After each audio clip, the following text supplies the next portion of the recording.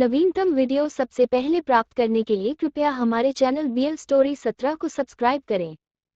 हिंदी फिल्मों के मशहूर प्लेबैक सिंगर मोहम्मद रफ़ी साहब दुनिया भर में फैले भारतीय और हिंदी गानों के कद्रदान उन्हें याद कर रहे हैं। आइए जानते हैं उनकी जिंदगी और करियर से जुड़े कुछ अनछुए पहलू और अनसुने किस्से। फिल्मी दुनिया में जब भी गीत और गुलकार की बात आती है तो मोहम्मद रफ़ी का नाम सबसे ऊपर आता है। दुनिया उन्हें आवाज का जादूगर और शहंशाह-ए-तरन्नुम के नाम से याद करती है। वो हिंदी सिनेमा के बेहतरीन प्लेबैक सिंगर में से एक थे। अपनी आवाज की मिठास और रेंज की कसरत के सबब उन्होंने अपने दौर के गायकों के बीच एक अलग पहचान बनाई। यही वजह है कि मोहम्मद रफ़ी की आवाज का हर सिंगर और आम श्रोता कायल है और उनकी अजमत का लोहा मानते हैं। हिंदी गुलकारों की एक लंबी लिस्ट है जो रफ़ी साहब से मुतासिर है और उन्हें अपना आइडियल मानते हैं। इनमें सोनू निगम, मोहम्मद अजीज, उदित नारायण का नाम काबिले जिक्र है। हालांकि इनमें से कईयों की अब अपनी अलग पहचान है। मोहम्मद रफ़ी की पैदाइश 24 दिसंबर 1924 को अमृतसर के पास कोटला सुल्तान सिंह में हुई थी। उनकी इब्तिदाई तालीम कोटला सुल्तान सिंह में हुई। जब मोहम्मद रफ़ी करीब 7 साल के हुए तब उनका परिवार रोजगार के सिलसिले में लाहौर आ गया। इनके परिवार का संगीत से कोई खास सरोकार नहीं था। जब रफ़ी छोटे थे तब इनके बड़े भाई की नाई की दुकान थी। रफ़ी का काफी वक्त वहीं पर गुजरता था। ऐसा कहा जाता है कि रफ़ी जब 7 साल के थे तो वे अपने बड़े भाई की दुकान से होकर गुजरने वाले एक फकीर का पीछा किया करते थे जो उधर से गाते हुए गुजरता था। फकीर की आवाज रफ़ी को पसंद आती थी और रफ़ी उसकी नकल किया करते थे। नकल गाने में महारत देखकर लोगों को उनकी आवाज भी पसंद आने लगी। लोग उनके गाने की तारीफ करने लगे। बड़े भाई मोहम्मद हमीद ने इनके गाने के प्रति दिलचस्पी को देखा और उन्हें उस्ताद अब्दुल वाहिद खान के पास संगीत सीखने को कहा। उन दिनों लाहौर में उस वक्त के मशहूर गायक अदाकार कुंदन लाल सहगल अपना प्रोग्राम करने आए थे, जिसको सुनने के लिए मोहम्मद रफ़ी और उनके बड़े भाई भी गए थे। बिजली गुल हो जाने की वजह से सहगल ने गाने से मना कर दिया। रफ़ी के बड़े भाई ने मुंसीमीन से दरख्वास्त की कि श्रोताओं की भीड़ के शोर को शांत करने के लिए मोहम्मद रफ़ी को गाने का मौका दिया जाए और उनकी बात वहां के लोगों ने मान ली। इस तरह 13 साल की उम्र में मोहम्मद रफ़ी ने अपनी पहली परफॉर्मेंस दी।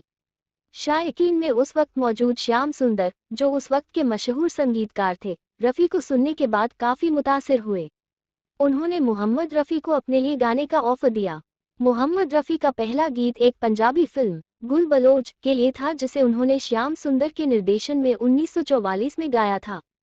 साल 1946 में मोहम्मद रफ़ी ने बम्बई आने का फैसला किया। 1948 में उन्होंने राजेंद्र कृष्णन द्वारा लिखित गीत सुन सुनो आए दुनिया वालों बापूजी की अमर कहानी गया था। इस गाने को लोगों ने इतना पसंद किया कि उस वक्त के वजीर आजम जवाहरलाल नेहरू ने उन्हें अपने घर पर ही गाना गाने के लिए बुलाया और एजाज से नवाजा। मौसीकीकार नौशाद का मधुर गीत तेरा खिलौना टूटा फिल्म अनमोल घड़ी 1946 से रफ़ी को पहली बार बॉलीवुड में गाने का मौका मिला। इसके बाद शहीद, मेला और दुलारी में भी रफ़ी ने गाने गाए जो बहुत मशहूर हुए। 1951 में नौशाद ने फिल्म बैजू बावरा के लिए रफ़ी से गाने को कहा। बैजू बावरा के गानों ने रफ़ी को हिंदी सिंगरों में मकबूल कर दिया। इसके बाद नौशाद ने रफ़ी को अपने निर्देशन में कई गीत गाने को दिए। लगभग इसी समय संगीतकार जोड़ी शंकर जयकिशन को उनकी आवाज पसंद आई और उन्होंने भी रफ़ी से गाने गवाना शुरू कर दिया। शंकर जयकिशन उस वक्त राज कपूर के पसंदीदा संगीतकार थे, पर राज कपूर अपने लिए सिर्फ मुकेश की आवाज पसंद करते थे। बाद में जब शंकर जयकिशन के गानों की मांग बढ़ी तो उन्होंने लगभग हर जगह रफ़ी साहब का इस्तेमाल किया। यहाँ तक कि कई बार राज कपूर के लिए भी रफ़ी साहब ने गाया। जल्द ही संगीतकार सचिन देव बर्मन और ओपी नैयर को रफ़ी की आवाज़ बहुत रास आई और उन्होंने रफ़ी से गवाना शुरू किया। ओपी नैयर का नाम इसमें स्मरणीय रहेगा क्योंकि उन्होंने अपने निराले अंदाज में रफ़ी आशा की जोड़ी का काफ़ी इस्तेमाल किया और उनकी खंगती धुनें आज भी उस जमाने के दिग्गज संगीतकारों से अलग महसूस होती हैं। उनकी हिदायत में गाए गानों से रफ़ी को बहुत शोहरत मिली और फिर रवि, मदन मोहन, गुलाम हैदर, जयदेव, सलील चौधरी इत्यादि संगीतकारों की पहली पसंद रफ़ी साहब बन गए।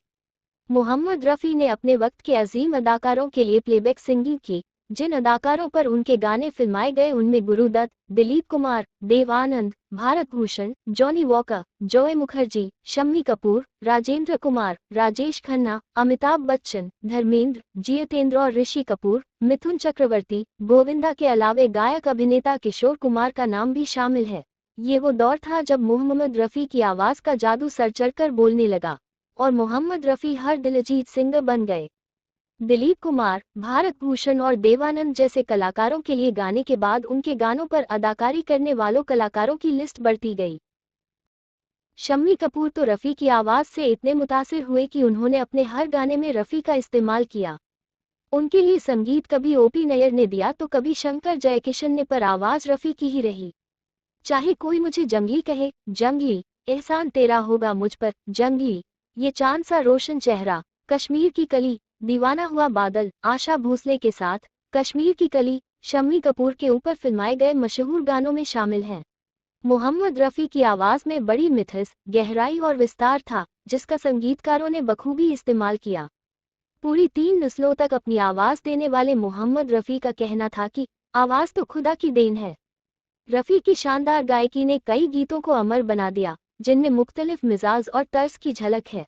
उनके गीतों के खजाने में फिल्म कोहिनूर 1907 का मधुबन में राधिका नाचे रे और बैजू बावरा 1952 का ओ दुनिया के रखवाले, फिल्म दुलारी 1949 की सुहानी रात ढल चुकी तथा 14वीं का चांद 1960 जैसी गजलें, 1965 की फिल्म सिकंदर ए आजम से जहां डाल डाल पर, हकीकत 1964 से कर चले हम फिदा और लीडर 1964 से अपनी आज़ादी को हम जैसे रूह को तासीर देने वाले हब्बुल वतनी के जज्बे से सरशार गाने अमर हो चुके हैं। 1940 की दहाई से शुरू कर 1980 तक इन्होंने कुल 26,000 गाने गाए। इनमें खास तौर से हिंदी गानों के साथ गजल, भजन, देशभक्ति गीत, कव्वाली तथा दिगर जबानों में गाए गीत शामिल हैं। भारत सरकार ने रफ़ी को 1965 में पद्मश्री से सरफराज किया था। रफ़ी साहब 23 बार फिल्मफेयर पुरस्कारों के लिए नामजद हुए, जिनमें 6 बार उन्हें यह अवार्ड मिला। 1960 फिल्म 14वीं का चांद के मशहूर गाना 14वीं का चांद हो या आफताब हो के लिए फिल्मफेयर अवार्ड मिला। फिल्म 1961 में तेरी प्यारी प्यारी सूरत को, फिल्म ससुराल 1964 में चाहूंगा मैं तुझे, फिल्म दोस्ती 1966 में बहारो फूल बरसाओ, फिल्म सूरज 1968, दिल के झरोखे में, फिल्म ब्रह्मचारी 1977 में क्या हुआ तेरा वादा, फिल्म हम किसी से कम नहीं के लिए फिल्मफेयर अवार्ड मिला। मोहम्मद रफ़ी एक बहुत ही सीधे और सच्चे मुस्लिम, सादगी पसंद और शर्मीले इंसान थे। आज़ादी के वक्त मुल्क की तकसीम के दौरान उन्होंने भारत में रहना पसंद किया। उन्होंने बेगम बिल्किस से शादी की और उनकी 7 संतान हुई, 4 बेटे और 3 बेटियां। मोहम्मद रफ़ी बहुत हंसमुख और दरियादिल इंसान थे। वो हमेशा सबकी मदद के लिए तैयार रहते थे। 31 जुलाई 1980 को गीत व संगीत की दुनिया का ये आज़ीम सितारा हमेशा के लिए छिप गया, लेकिन आज भी अपने गानों के जरिए वो अपने चाहने वालों के बीच मौजूद है। गुलूकार तो बहुत आए और आते रहेंगे, लेकिन मोहम्मद रफ़ी जैसा गुलूकार दूसरा नहीं आएगा।